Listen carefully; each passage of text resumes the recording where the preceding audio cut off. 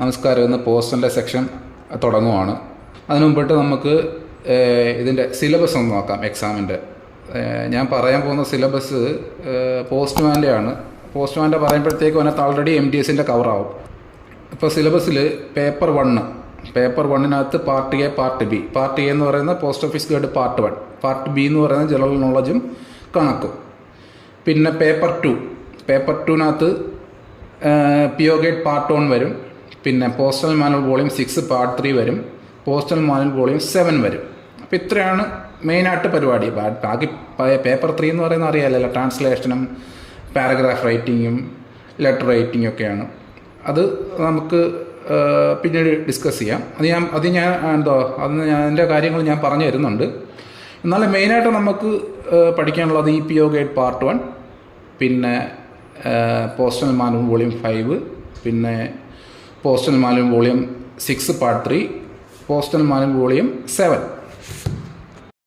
ഇതിൽ post office guide part 1, അതിനകത്ത് paper 1നകത്ത് 23 question വരുന്നുണ്ട്. അതാണ് ഏറ്റവും ഇമ്പോർട്ടൻ്റ് ആയിട്ടുള്ള പോർഷൻ എന്ന് പറയുന്നത്. പോസ്റ്റ് ഓഫീസ് ഗൈഡ് പാർട്ട് 1 അതൊരു വലിയൊരു ഏരിയയാണ്. അത് നമ്മൾ പഠിച്ചു കഴിഞ്ഞാൽ ഏകദേശം പകുതി പഠിച്ച് നിർത്തും. PO ഗൈഡ് പാർട്ട് 1നകത്ത് നിന്ന് organisation of the department, type of post offices, business hours എന്താണ്, പിന്നെ അഡ്രസ്സ് എഴുതുന്ന വിധങ്ങൾ ഏതൊക്കെയാണ്, പോസ്റ്റ് ബാഗ് എന്താണ്, പോസ്റ്റ് ബോക്സ് എന്താണ്, അങ്ങനെയുള്ള കാര്യങ്ങളാണ് ഈ PO ഗൈഡ് പാർട്ട് 1നകത്ത് പഠിക്കുന്നത്. പിന്നെ അത് കഴിഞ്ഞ് പോസ്റ്റൽ മാനുവൽ വോളിയം 5. ഇതിനകത്ത് കുറേ പോസ്റ്റൽ മാനുവൽ വോളിയങ്ങൾ വരുന്നുണ്ട്. അതിനകത്തൊന്നാമത് postal manual volume 5. Postal manual volume 5 എന്ന് പറയുന്നത് വളരെ സിമ്പിളായിട്ടുള്ളൊരു ഭാഗമാണ്. അതായത് ചെറിയ ചെറിയ ടേമുകൾ, ഹെഡ് ഓഫീസ് എന്താണ്, സബ് ഓഫീസ് എന്താണ്, ബ്രാഞ്ച് ഓഫീസ് എന്താണ് മെയിൽ ബാഗ്, അങ്ങനെ ഇങ്ങനെയൊക്കെയുള്ള ഡെഫിനിഷൻസ് പറഞ്ഞു പോകുന്നതാണ്. അപ്പോൾ അതിനകത്ത് സിലബസ് കൊടുത്തിരിക്കുന്നത് തന്നെ പോസ്റ്റൽ മാനുവൽ വോളിയം 5 ഡെഫിനിഷൻസ് മാത്രം പഠിച്ചാൽ മതിയോ നമ്മൾ. അടുത്തത് പാർട്ട് ബിയിലെ ജനറൽ അവയർനെസ് അല്ലെങ്കിൽ ജനറൽ നോളജ് അല്ലെങ്കിൽ ജനറൽ അവയർനെസ്. അപ്പോൾ ഇത് കേൾക്കുമ്പോൾ നമുക്ക് ഭയങ്കര പേടിയാവും. എനിക്ക് GK ഒന്നും അറിയത്തില്ല, അല്ലെങ്കിൽ ജനറൽ അവയർനെസ് ഒന്നും അറിയത്തില്ല. പക്ഷേ വിഷയമില്ല.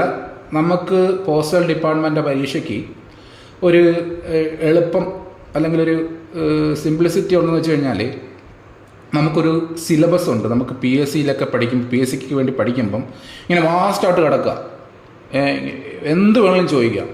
നമുക്ക് ഇവിടെ വന്നൊരു പിടുത്തമല്ല. പക്ഷേ പോസ്റ്റൽ ഡിപ്പാർട്ട്മെൻറ്റ് GK നോക്കി അതിനകത്തൊരു സിലബസ് ഉണ്ട്. ഇന്ത്യൻ ജിയോഗ്രഫി, സിവിക്സ്, പിന്നെ general knowledge, Indian culture and freedom struggle, ethics and moral study. അങ്ങനെ ഈ Indian geography, civics, Indian culture and freedom struggle, ethics and moral study, ഈ ഒരു കുറച്ച് പോർഷൻസ് പഠിക്കുക വഴി നമുക്ക് GKയുടെ സെക്ഷനിൽ നിന്ന് വരുന്ന കുറേ അധികം ക്വസ്റ്റ്യനിങ് ആൻസർ ചെയ്യാം. ബാക്കി കിടക്കുന്ന GK നമുക്ക് എങ്ങനെയും വർക്ക് ചെയ്ത് സ്വായത്തമാക്കണം. എന്നാലും നമുക്കൊരു കുറുക്ക് വഴുന്ന രീതിയിൽ ഈ കുറച്ച് പോർഷൻസ്, ഇന്ത്യൻ ജിയോഗ്രഫി, സിവിക്സ്, അങ്ങനെയുള്ള ആ പോർഷൻസ് നല്ല രീതിയിൽ പഠിച്ചു കഴിഞ്ഞാൽ നമുക്ക് ഒരുവിധം GKയിൽ സ്കോർ ചെയ്യാം. മനസ്സിലായില്ലേ?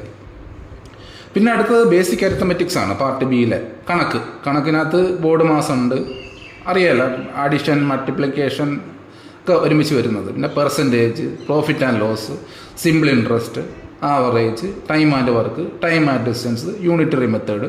അപ്പോൾ ഇത്ര ആയി കഴിഞ്ഞാൽ കണക്കും തീർന്നു. കണക്കെന്ന് പറഞ്ഞാൽ നമുക്ക് അതിലെ 10 ക്വസ്റ്റ്യനും നമുക്ക് ശരിയാക്കാൻ പറ്റുന്ന രീതിയിലാണുള്ളത്. വളരെ സിമ്പിളായിട്ടുള്ള കാര്യങ്ങളാണ്. നമ്മളതിൽ കാര്യങ്ങൾ പഠിച്ചു വയ്ക്കുകയും നല്ല രീതിയിൽ വർക്ക് ചെയ്യുകയും ചെയ്ത് കഴിഞ്ഞാൽ കണക്കിൽ ഒരു മാർക്കും പോകത്തില്ല. അപ്പോൾ അതും കഴിഞ്ഞേ. ഇനി അടുത്തത് പേപ്പർ 2 PO ഗൈഡ് പാർട്ട് 1 വരുന്നു. അതായത് പോസ്റ്റ്മാൻ എക്സാമിനാണ്. MTSന് അത് ചോദിക്കത്തില്ല. പോസ്റ്റ്മാൻ എക്സാമിന് ഈ PO ഗൈഡ് പാർട്ട് 1 നിന്ന് എക്സ്ട്രാ വരുന്ന കാര്യങ്ങളാണ് അടുത്ത് കൊടുത്തിരിക്കുന്നത്.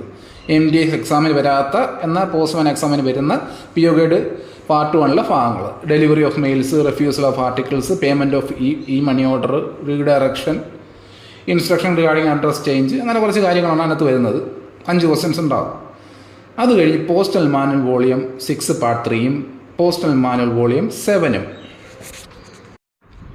ഈ പോസ്റ്റൽ മാനുവൽ വോളിയം 6 പാർട്ട് 3 എന്ന് പറയുന്നത് പോസ്റ്റ്മാനെ കുറിച്ചാണ്, പോസ്റ്റ്മാൻ്റെ കാര്യങ്ങളാണ്. അപ്പോൾ ഹെഡ് പോസ്റ്റ്മാൻ ആരാണ്, പിന്നെ പോസ്റ്റ്മാൻ ബുക്ക് എന്താണ്, പോസ്റ്റ്മാൻ എന്ത് പറയുന്നത്, ഡെലിവറി ഇൻറ്റിമേഷൻ എങ്ങനെ കൊടുക്കും, അങ്ങനെയുള്ള കാര്യങ്ങളാണ്. ഈ പോസ്റ്റ്മാൻ്റെ ഡ്യൂട്ടിയുമായി ബന്ധപ്പെട്ട കാര്യങ്ങളാണ് postal manual volume 6 part 3 7 so അത് കുറച്ച് എളുപ്പമാണ്, റിലേറ്റബിൾ ആണ് നമുക്ക്.